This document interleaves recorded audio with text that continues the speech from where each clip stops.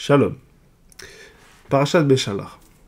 Alors, c'est une paracha que j'affectionne particulièrement, où se trouve donc le cantique de Moïse, qui sera, on le dit dans la révélation de Jean, donc dans l'Apocalypse, que à la fin des temps, il sera aussi chanté. Et qu'est-ce que l'on voit donc dans ce cantique? C'est finalement la louange de l'ouverture de la mer Rouge, qui a donc non seulement laissé passer les Bnei Israël, les fils d'Israël qui sont passés, et a donc englouti l'armée qui est venue après, l'armée de Pharaon. Il y a une chose étonnante, c'est que à Pessah, lorsque l'on compte les 10 plaies, on ne compte pas celle-ci, on ne compte pas l'ouverture de la mer Rouge. Ça pourrait être étonnant, puisque elle est peut-être la plus extraordinaire des plaies que l'on peut voir, des miracles que Moïse a fait au mont Sinaï, en Égypte.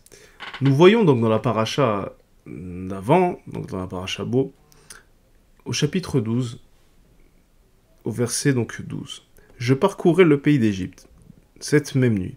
Je frapperai tout premier-né dans le pays d'Égypte, depuis l'homme jusqu'à la bête, et je ferai justice à toutes les divinités d'Égypte, moi l'Éternel. » Alors on apprend ici quelque chose d'important. C'est-à-dire que cette dernière plaie, donc la plaie pour frapper les premiers-nés, est aussi un jugement contre les dieux de l'Égypte.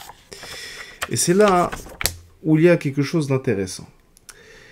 Parce que vous savez, dans les croyances anciennes égyptiennes, donc historiquement, on sait pas mal de choses. On sait que les Égyptiens croyaient en une incarnation donc, des dieux sous forme d'hommes ou sous forme d'animaux.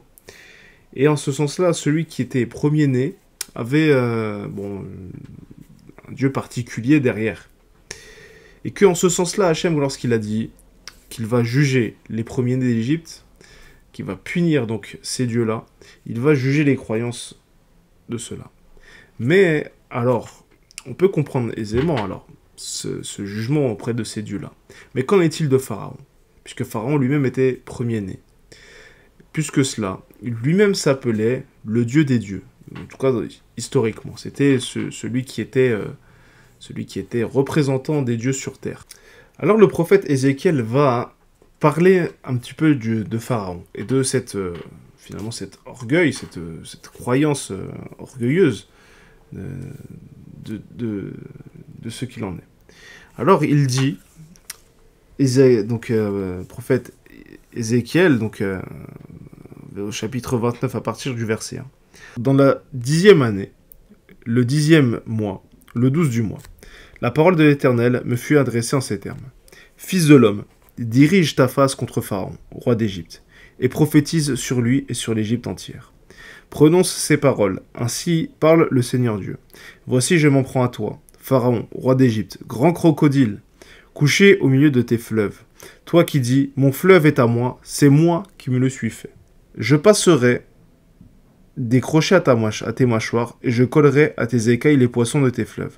Je te tirerai au milieu de tes fleuves, et tous les poissons et tes fleuves adhéreront à tes écailles, et je te jetterai dans le désert, toi et tous les poissons de tes fleuves. Tu tomberas sur la face des champs, tu ne seras ni ramassé ni recueilli, aux bêtes de la terre et aux oiseaux du ciel. Je t'ai donné en pâture. Tous les habitants d'Égypte sauront que c'est moi l'Éternel, parce qu'ils avaient prêté un appui de roseau à la maison d'Israël. Lorsqu'ils te saisirent par la main, tu te romps et tu leur transperces tous les épaules. Lorsqu'ils s'appuient sur toi, tu te brises et tu leur paralyses tous les reins. C'est pourquoi ainsi parle le Seigneur Dieu.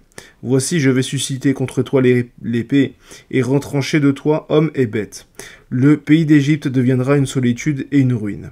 Et l'on saura que c'est moi l'Éternel, parce qu'il a dit, le fleuve est à moi, et c'est moi qui l'ai fait. Oui, certes, je m'en prends à toi, à tes fleuves, et je ferai du pays d'Égypte des ruines, désolé aux solitaires, et Migdol, et Syène, et aux confins de l'Éthiopie. Nul pied d'homme ne le foulera, nul animal ne portera ses pas, il ne sera plus habité pendant 40 années. Je rendrai le pays d'Égypte désolé entre les pays désolés, et ces villes parmi les villes ruinées seront une solitude durant 40 années. Je disperserai l'Égyptien parmi les peuples, je les disséminerai dans les pays. Oui, ainsi parle le Seigneur Dieu. Au bout de 40 années, je rassemblerai les Égyptiens au milieu des nations, d'où ils auront été dispersés. Je ramènerai les captifs égyptiens et je les rétablirai sur la terre de Patros, leur pays d'origine. Mais ils n'y formeront plus qu'un humble royaume. Plus que les autres royaumes, il sera humble et il ne s'élèvera plus au-dessus des peuples. Je ne veux les diminuer que pour qu'ils ne dominent plus les peuples. Et donc le prophète, le même prophète, donc Ézéchiel, va nous dire juste au chapitre d'avant, donc à partir du verset du chapitre 28, à partir du verset 1 à 10, la parole de l'Éternel me fut adressée en ces termes. Fils de l'homme, dis au souverain de Tyr. Donc cette fois-ci on ne parle plus du pharaon mais au souverain de Tyr, mais c'est semblable et on va voir pourquoi. Ainsi parle le Seigneur Dieu. Puisse ton cœur s'être exalté et que tu as dit, je suis un Dieu. J'occupe une demeure divine au sein des mers, alors que tu n'es qu'un homme, et non un Dieu. Et puisque tu t'es attribué un cœur pareil, un cœur d'un Dieu, en vérité, tu es plus sage que Daniel. Aucun secret ne t'échappe. Par ton habileté et ton intelligence, tu t'es acquis de la richesse, tu as amassé de l'or et de l'argent dans tes trésors. Par ta grande habileté au commerce, tu as multiplié ta fortune et ton cœur s'est exalté en raison de ta fortune. C'est pourquoi, ainsi parle le Seigneur Dieu, puisque tu t'es attribué un cœur pareil, un cœur d'un Dieu. C'est pourquoi voici, je vais amener contre toi des étrangers, les plus violents des peuples. Ils brandiront l'épée contre ta belle habileté, ta belle demeure. Ils terniront ta splendeur. Ils te feront descendre à la fosse et tu mourras de mort violente au sein des mers. Oseras-tu dire encore, je suis un Dieu, en face de tes meurtriers? Mais tu n'es qu'un homme et non un Dieu. Entre les mains de ceux qui te blessent à mort. Tu mourras de la mort des incirconcis, de la main des étrangers. Car c'est moi qui parle, dit le Seigneur Dieu. Ces deux versets, ces deux chapitres nous parlent d'une chose intéressante. Ils nous parlent donc de ces hommes qui se prétendent être des dieux, que ce soit le roi de Tyr ou que ce soit Pharaon. Et Dieu est dur avec eux au point de les rabaisser. Au point même qu'il dit que l'Égypte va devenir un reste, pendant 40 ans il n'y aura rien là-bas, etc. qu'il tient vraiment à abaisser l'orgueil des Égyptiens. Alors, on entend souvent parler, quelque part, des faux dieux. Ça veut dire que, dans le monde, des gens se sont fait de faux dieux. Ça a commencé très tôt, on va dire, à la période des générations de Noir, donc de Adam à Noir. Déjà, les gens commençaient à adorer d'autres dieux. Néanmoins, qu'est-ce que c'est que cela? Parce qu'on peut l'entendre dans la Bible, dans le Tanakh ou autre, et on le voit aussi parfois lorsqu'on le discute avec des gens, etc., etc. Ils nous parlent souvent, peut-être parfois, lui il a un faux dieu, lui il a ceci ou cela. Alors, qu'est-ce que c'est que ce faux dieu? Ces faux dieux, sont tous ceux qui nous font oublier la main de Dieu qu'il y a derrière. Ça veut dire que Pharaon a cru être indépendant de la main de Dieu. De même que le roi de Tyr a cru être indépendant de la main de Dieu. C'est-à-dire qu'ils ne se sont plus vus comme, quelque part, un allié de Dieu, mais être contre Dieu. En cela, parfois les gens se font happer par cela. C'est-à-dire que ça peut être aujourd'hui, peut-être pas Pharaon n'existe plus, mais ça peut être un patron, un chef, quelque chose, ou même quelqu'un tout simplement, qui va nous happer et nous absorber au point d'oublier que Dieu, c'est Dieu qui met la main derrière. C'est pour ça que Pharaon, lorsque Moïse va le voir, il dit « Mais qui est ton Dieu ?» C'est-à-dire qu'il ne se met pas dedans, il se met à part de ce Dieu-là. Et donc, Pharaon, quelque part, n'a pas admis qu'il n'est que l'instrument d'Abraham. C'est-à-dire que Abraham a fait un rêve. Il a rêvé et Dieu lui a révélé, il a dit, pendant 430 ans, ta descendance sera servie en Égypte. Et les Bnei Israël, ainsi que Pharaon et les Égyptiens, n'ont pas vu ici être les instruments de cette prophétie, mais c'est dit, c'est l'occasion d'exploiter le peuple d'Israël. Et que les peuples d'Israël, lui, se sont dit, mais Pharaon est trop fort pour nous, on a peur de lui. C'est pour ça qu'il nous faut toujours détruire ces dieux-là. C'est-à-dire que Az-Yashir Moshe vient nous apprendre une chose, donc le cantique de Moïse. Il vient renverser toutes les tendances et les lois naturelles. C'est-à-dire que le fait que la mer s'ouvre pour engloutir l'armée de Pharaon, alors c'est comme pour dire cette fausse force-là cette force qui nous fait oublier que la main de Dieu est derrière, alors elle se retourne contre eux. Ça veut dire que, une fois que cette prophétie s'est réalisée, Hachem a dit, je n'ai plus besoin de vous. Vous les Égyptiens, je n'ai plus besoin de vous. Alors, puisque, de la même manière que vous avez cru être indépendant, vous serez indépendant de ma Géoula, de mon sauvetage, de mon secours. Et donc, au contraire, vous allez vous aussi vous écraser. Alors, lorsque le pharaon et son armée sont venus dans la mer et qu'ils ont été engloutis, alors les Béné Israël sont rappelés, mais vraiment au-dessus de Pharaon, en fait, il y a Dieu. Que lui, c'est lui le vrai Dieu des dieux. Et que, même si Pharaon s'appelle Dieu, il faut toujours se rappeler que Hachem est au-dessus de lui. Et que Pharaon lui-même, ou toute autre personne, a un juge. Et que derrière ce juge se cache la main de Dieu.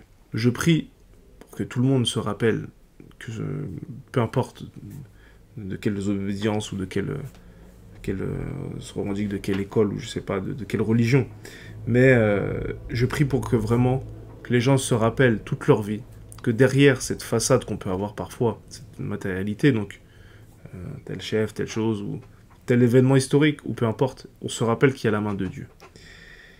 Qu'il faut se rappeler aussi qu'il n'y a pas de limite à sa gouvernance. C'est pour ça qu'on le voit dans le Deutéronome, au chapitre 32 à partir du verset 39 jusqu'à 40. Il nous dit la chose suivante. Reconnaissez maintenant que c'est moi qui suis Dieu et moi seul. Nul Dieu à côté de moi. Que seul je me fais mourir et vivre. Je blesse et je guéris. Qu'on ne peut rien soustraire à ma puissance. Oui, j'enlève la main au ciel et j'atteste mon éternelle existence. C'est-à-dire qu'il dit ici, plus son éternelle existence, il dit qu'il vit à jamais. Et c'est là où vient se buter les faux dieux. C'est-à-dire que Hachem, Dieu, est complètement immatériel. Et qu'en ce sens, il ne peut pas mourir. C'est pour ça qu'il vient dire au roi de Tyr, « Ah, tu te prends pour Dieu.